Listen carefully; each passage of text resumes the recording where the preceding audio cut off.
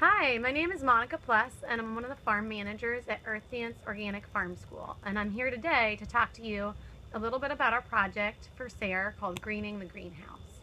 We're standing right now in our 30 by 96 foot greenhouse, and our efforts through this grant were to make our greenhouse heating be more efficient.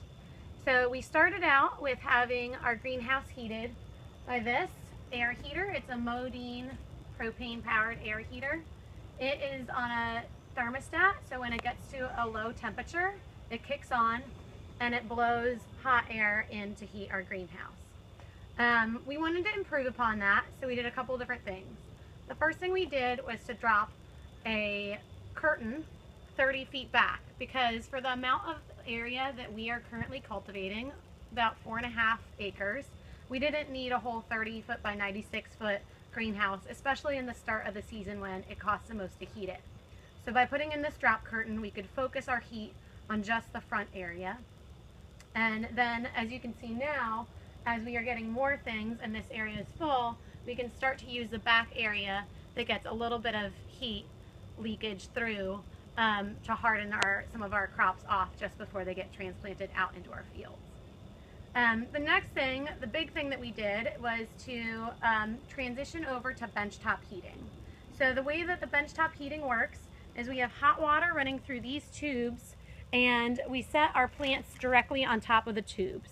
So this focuses the heat right where we need it on the plants themselves, on the soil that they're sitting in, and rising above to the area just where their leaves are.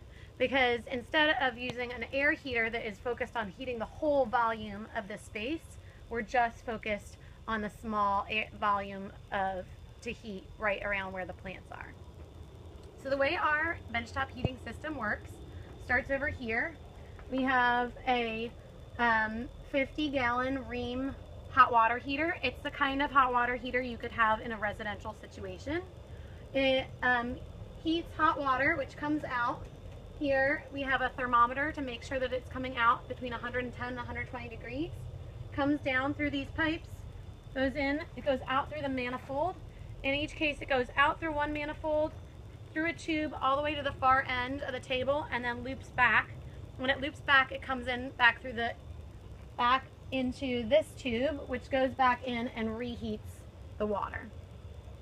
So that means we can also see what the temperature is when it comes back in, and it's usually been coming back in at about 80 degrees. So then the hot water tank is just trying to reheat the water back up to the 110 to 120. We still have our air heater as our backup in case it was really extremely cold outside and the air temperature gets really low to a point where we'd be concerned about freezing temperatures on our plant leaves. Then we still can have our air heater as a backup. We've been really happy with the success of this. We've seen better germination rates and faster germination. So as an example,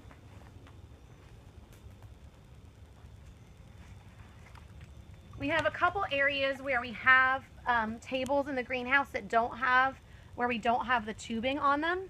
So this set of Zephyr squash, it's a summer squash, was not originally sitting on the tubing, so it was just heated by the air. And you can see there's not very consistent germination, and there's a lot of open cells. The second tray of Zephyr squash is from the same seed packet, and it was sitting on the tubes, so it was heated, and you can see we have almost perfect germination. And there are still some plants coming up, so maybe that last tray will still have more germination. It's just been significantly slower. We've been really happy with it so far, and we're really looking forward to continuing to figure out how much energy it's saving us and what other benefits we can see in the future. Thanks so much for watching.